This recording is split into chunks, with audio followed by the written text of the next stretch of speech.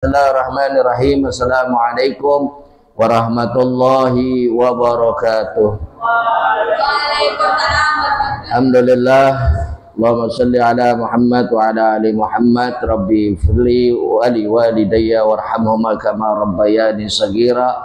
Rabbi israh li sadri wa yassir li amri wahlul 'uqdatam min lisani yafqahu qawli wa saddid lisani wahdi qalbi bihaqi rasulika wa nabiyyika Muhammadin sallallahu alaihi wasallam, amma ba'du.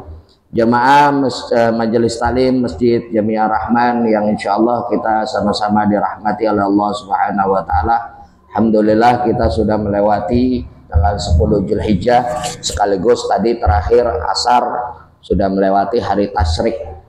Maka bersyukur kita kepada Allah Subhanahu wa taala, mudah-mudahan ibadah kita, rangkaian ibadah dari tanggal 1 Zulhijjah sampai dengan tanggal 13 yang kita selenggarakan, mudah-mudahan menjadi amal ibadah yang berkah, yang membawa keberkahan, yang membawa yang mengundang keridhaan Allah Subhanahu wa taala, dan menjadikan pribadi kita lebih baik lagi di hadapan Allah Subhanahu wa taala.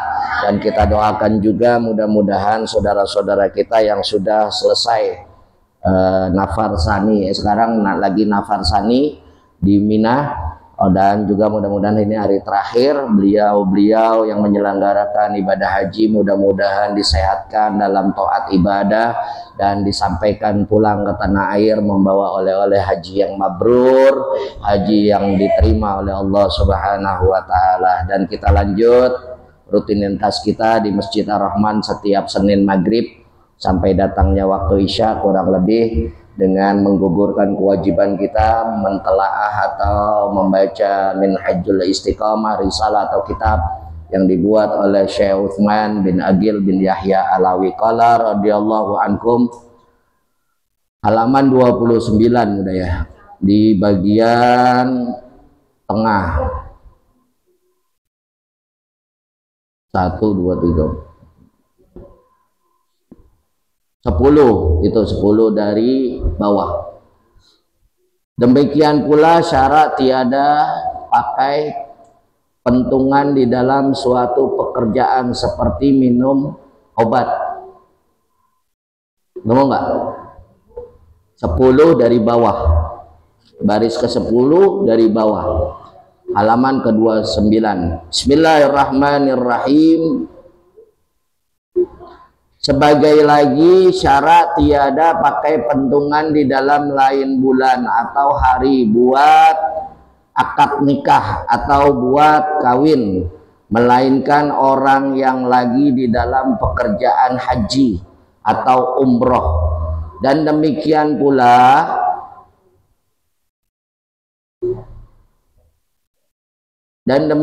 pula syarat tiada pakai pentungan di dalam suatu pekerjaan seperti minum obat atau bersegera atau berlari atau lain-lain pekerjaan, maka hari apa saja boleh. Bermula dalilnya daripada kitab Jami'ul Muhkamat, ini mestinya Muhkamat, berkata Imam Malik radhiyallahu anhu. Jadi ada satu kitab yang menyandarkan dalil bahwa semuanya hari baik.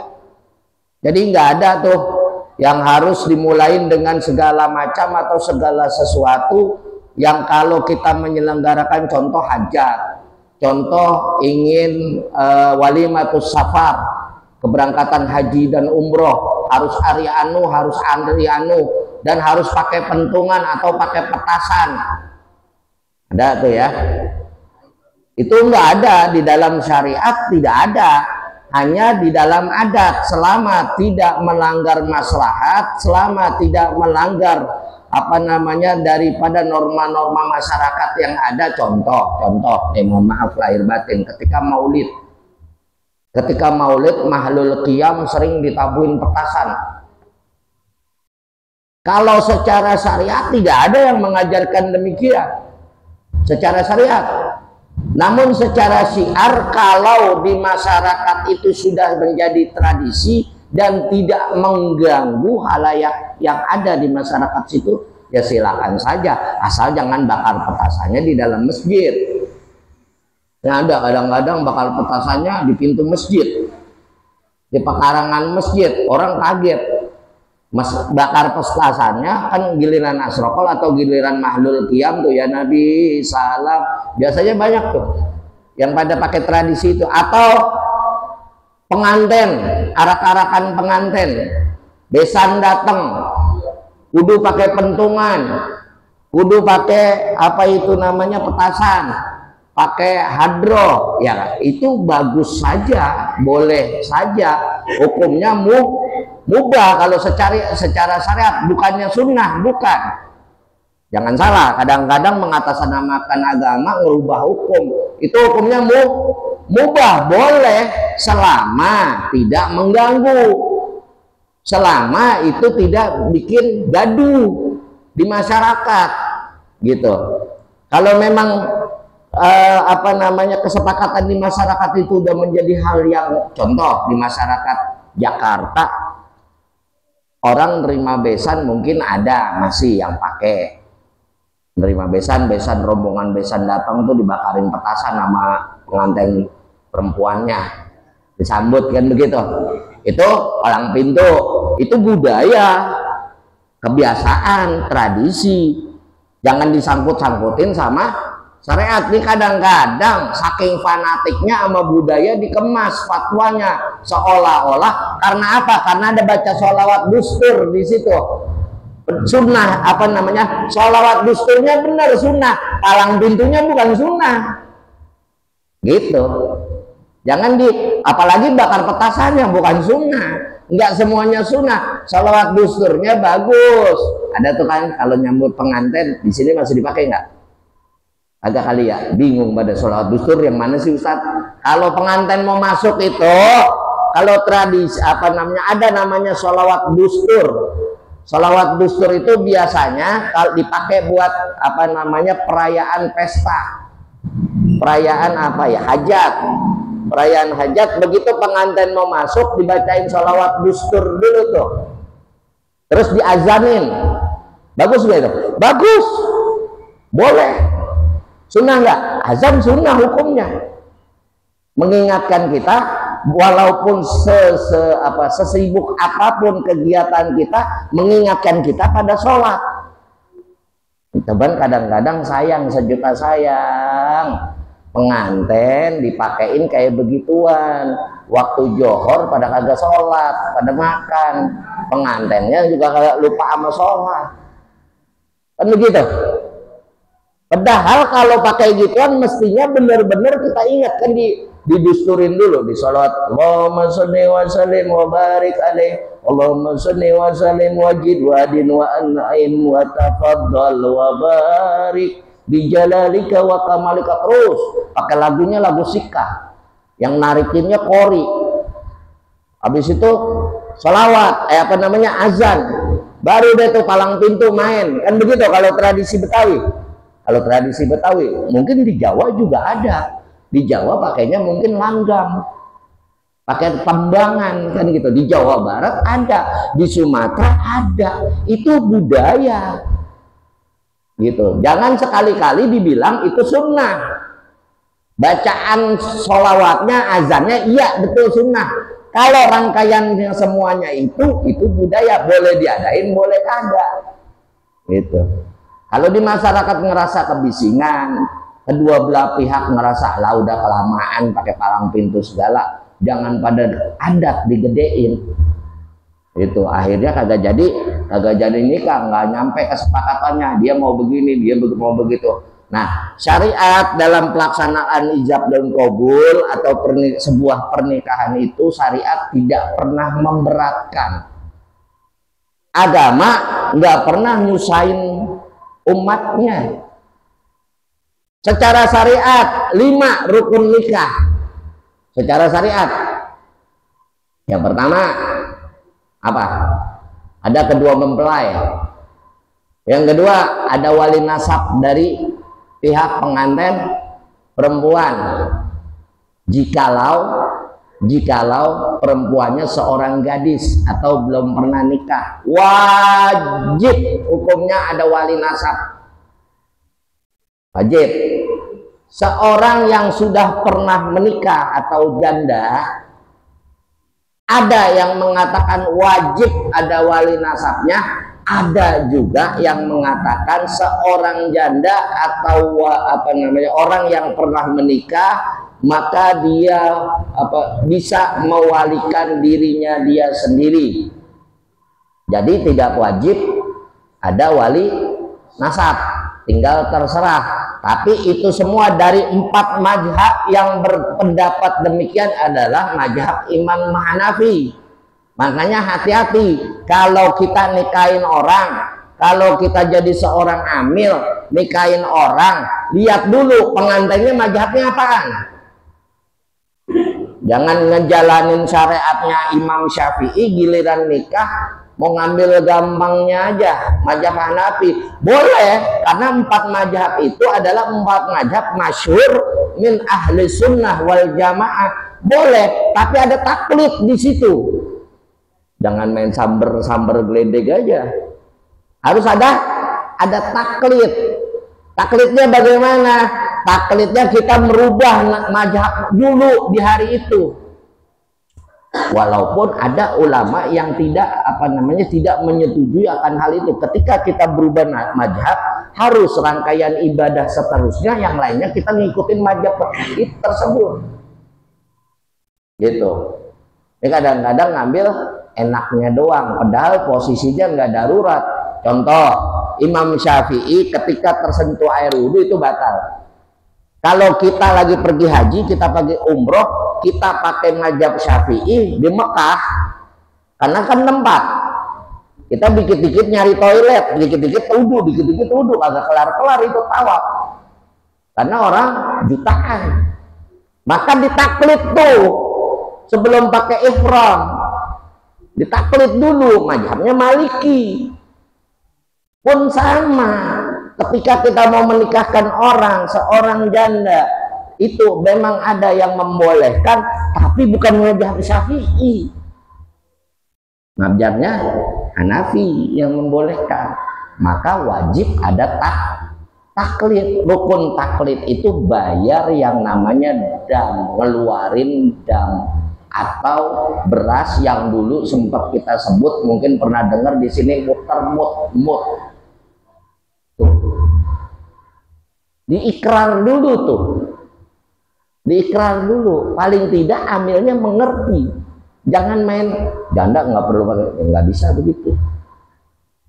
Itu harus ada taklid, dan pada saat itu amil bertanggung jawab bahwa ini orang dia kenal, ini orang dia tahu mazhab sehari-harinya Syafi'i. Ketika mau menikah, ketika seorang janda memang boleh, nggak ada wali nasabnya boleh. Ada yang membolehkan, tapi mazhabnya mazhab Hanafi.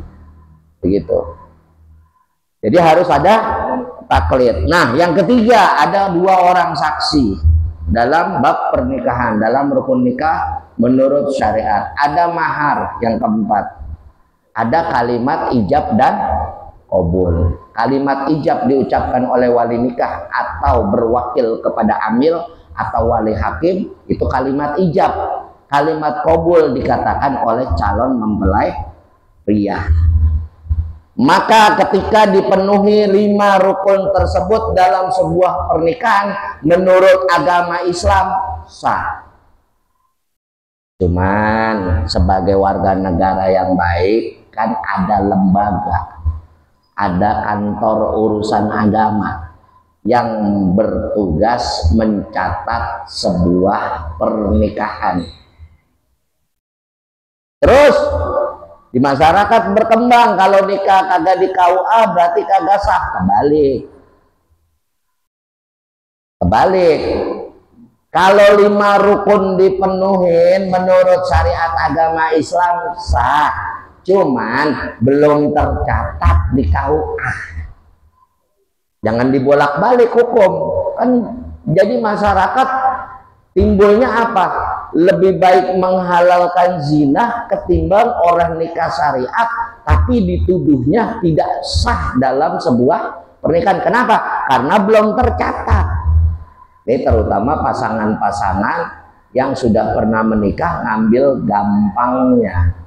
Tapi paling afdol ketika menikah, paling utama ketika menikah, karena kita seorang warga negara yang baik, karena kita juga pemeluk agama dan pengabdi dalam agama kita laksanain sesuai syariat dan dicatatkan kepada kantor urusan agama.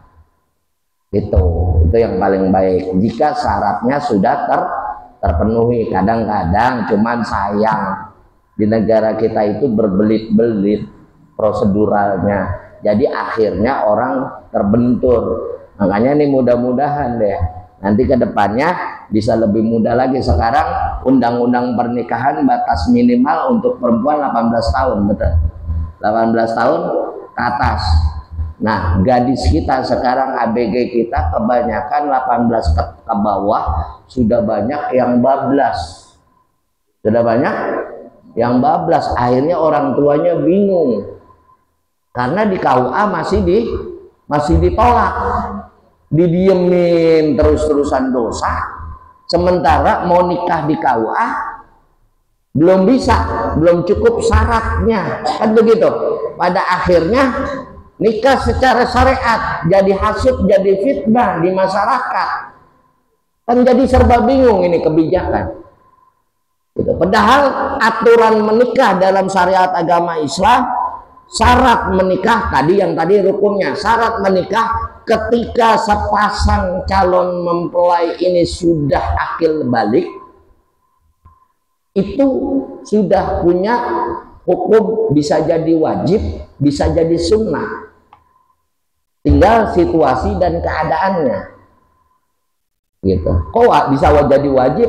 Daripada dia begandeng mulu, bonceng sono bonceng sini, bikin balak bencana orang tuanya. Dinikahi umur 15 tahun daripada dia zina, orang tuanya apik.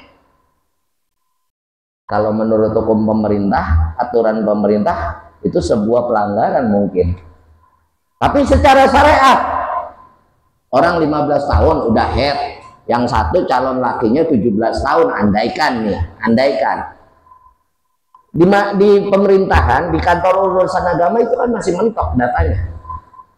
Sedangkan pergaulan mereka sudah terlanjur bebas. Ya betul, diawasin orang tuanya, tapi ketika keluar pintu, izin dan lain sebagainya, nggak mungkin 24 jam orang tuanya bisa mandang. Akhirnya orang tuanya menjaga daripada jadi balak, daripada zina, dikumpulin begitu, akhirnya kesepakatan nikah. Nikahnya kita sering sebut nikah siri, kan begitu? Atau nikah bawah tangan. Kalau kata saya semua nikah mah di bawah tangan. Kagak ada orang nikah pakai kaki, pakainya pakai tangan. Saya terima pakai, nggak ada pakai kaki, di bawah tangan. Cuman memang belum tercatat. Akhirnya diadain nikah. Akhirnya apa kata masyarakat? Padahal orang tua itu belum menjaga daripada jadi zina. Didiemin aja. Ya, yang penting kagak hamil Ustadz. Sekarang kan orang sekarang ngambil simpelnya begitu. Lebih baik lebih pusing orang sekarang kehilangan mangkok satu daripada anak perawannya kagak pulang udah jam 10. Kira-kira gimana? Umumnya nih mangkok satu dipinjam sama tetangga, habis ngasihin gulai kambing kemarin 2 hari kagak pulang-pulang, kira-kira dicari kagak tuh mangkok. Tapi anak perawannya, anak gadisnya keluar dari sore, dari habis maghrib jam 10 belum pulang, kira-kira udah dicari apa kagak? Agak jauh. Giliran dicari, belum dicari, papasan di tengah jalan, ditentengin martabak sama calon mantunya, kira-kira besok boleh keluar lagi kagak? Boleh. Ya itu. Begitu. Jadi inilah dilemanya. Makanya hal-hal yang demikian yang katanya bawa apes. Contoh tadi yang tadi kita sebutkan. Nah, Imam Malik ini bersandar wala akrahu syai'an min dzalika la hijamatan wala tilaan wala nikahan wala safaran fi syai'in minal ayyam. Artinya tiada aku benci, yakni tiada ada percegahan syarak atas suatu daripada yang demikian itu di dalam bersegerah atau bercukur atau bernikah atau berlayar di dalam hari apa saja adanya. Jadi nggak ada aturan-aturan harus hari anu nggak ada kalau dalam syariat. Dalam syariatnya nggak ada.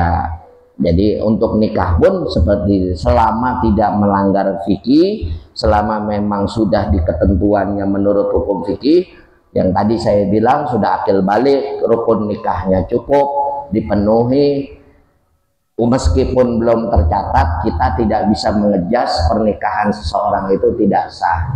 Kadang-kadang di masyarakat nikah dia, nikahnya nikah siri sama siapa, bukti catatannya ada, minimal bukti catatan nikah sirinya ada.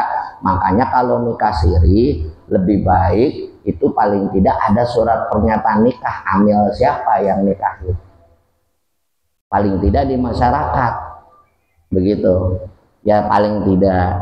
Kalau memang segala sesuatunya masih mentok, jadi ketika kita ditanya sama orang ada paling enggak catatannya, dan amilnya itu mesti masih bisa apa namanya, bisa dikonfirmasi, mau bertanggung jawab ketika di masyarakat ada apa-apa.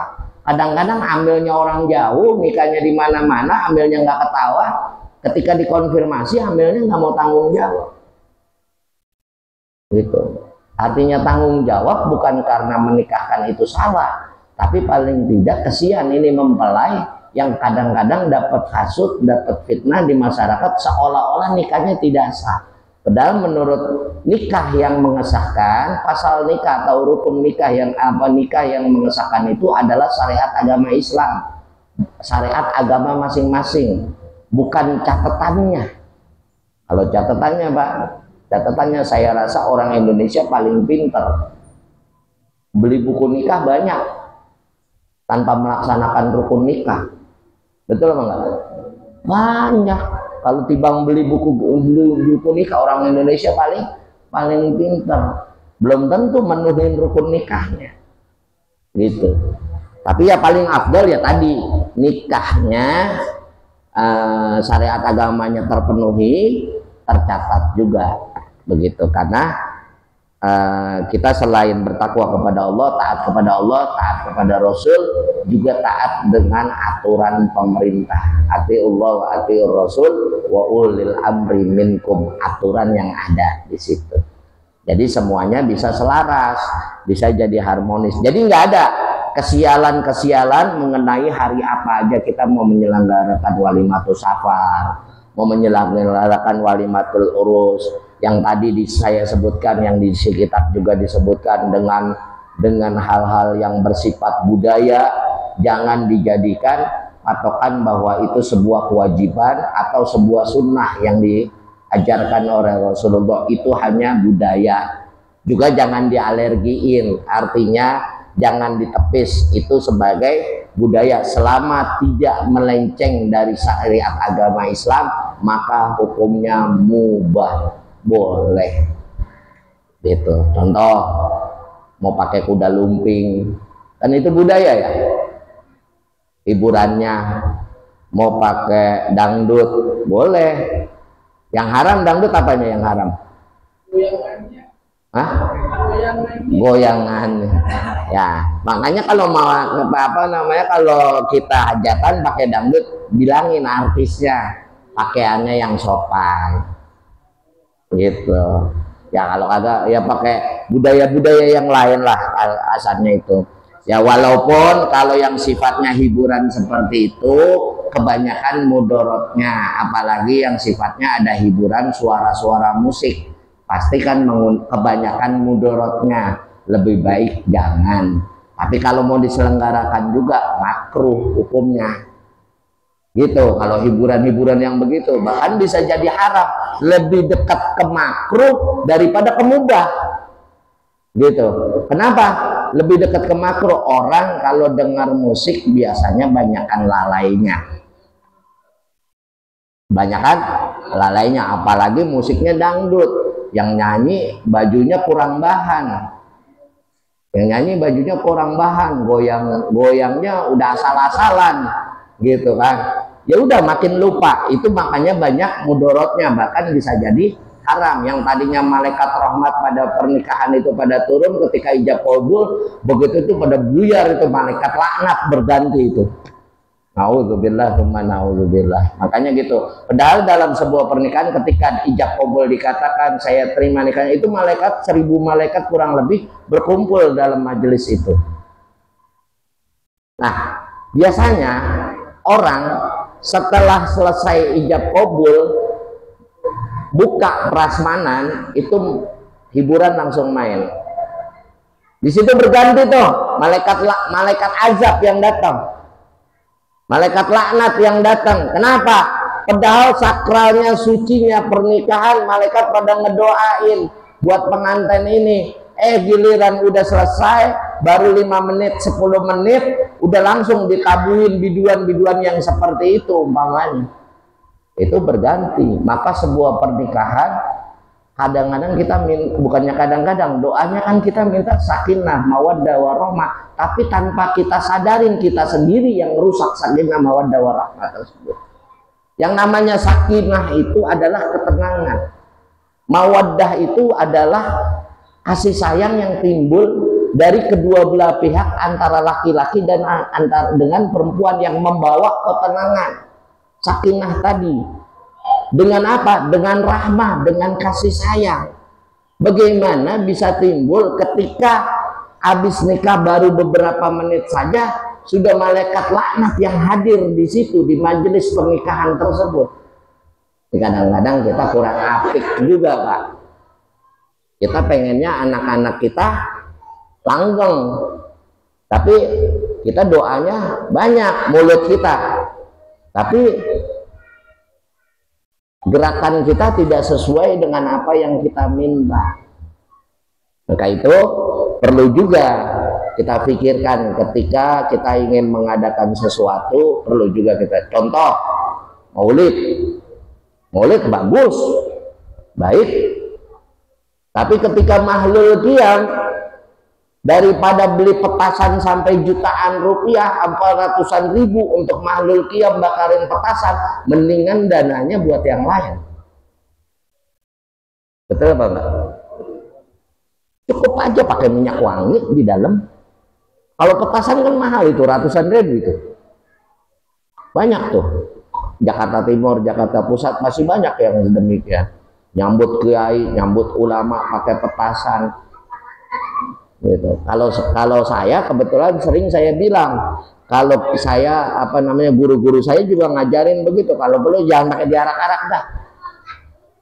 Kalau perlu kita datangnya di tengah jamaah aja udah, jadi kagak ribet gitu, nggak ribet. Kadang-kadang mohon maaf lahir batin habaib kiainya, itu pendidikan ke umatnya kurang, umatnya juga kadang-kadang kebablasan jamaahnya. Ya ini yang kadang-kadang diketawain kita sama orang-orang seberang, diketawain kita dengan orang-orang non. Kok sebegitunya? Padahal Rasulullah sendiri nggak ngajarin begitu. Berkhidmat kepada Rasulullah bukan yang seperti itu. Berkhidmat kepada Rasulullah, baca sholawat yang benar, perkataan Rasulullah dipakai sebagai sandaran hukum, perbuatan Rasulullah dicontoh. Itu berkhidmat kepada Rasulullah Shallallahu Alaihi Wasallam. Jangan gitu-gituan yang digede-gedein. Gitu. Muhibbin kepada ulama boleh, jangan kebablasan. Jadi ulama yang dicintain cakep, dimuliain, tapi jangan mengkultuskan diri. Rasulullah nggak pernah ngajarin mengkultuskan diri kita. Mau ulama yang udang-udangnya 7 meter juga kalau adabnya kagak ada, nggak ada artinya ilmu itu. Mau dari manapun datangnya. Maka perlu, sering saya bilang bahwasanya orang ngaji itu adalah menurut Rasulullah bukan untuk pinter, bukan untuk dimuliakan karena ilmunya, tapi untuk mengambil kebijaksanaan yang mengundang kasih sayang Allah Subhanahu wa taala dan keridhaan Allah Subhanahu wa taala. Itu hakikatnya orang menuntut ilmu.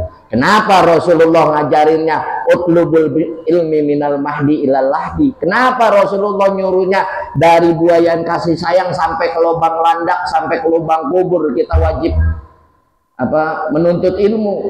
Karena sedemikian. Oh, ilmu agama saya yakin diputar-putar doang, Mbak, diulang-ulang doang. Segini kita diulang-ulang masih banyak lalainya. Segini beraneka macam guru, cara guru nyampein kita masih banyak lalainya. Apalagi kita yang jauh daripada majelis ilmu. Ego kita aja yang kita gedein.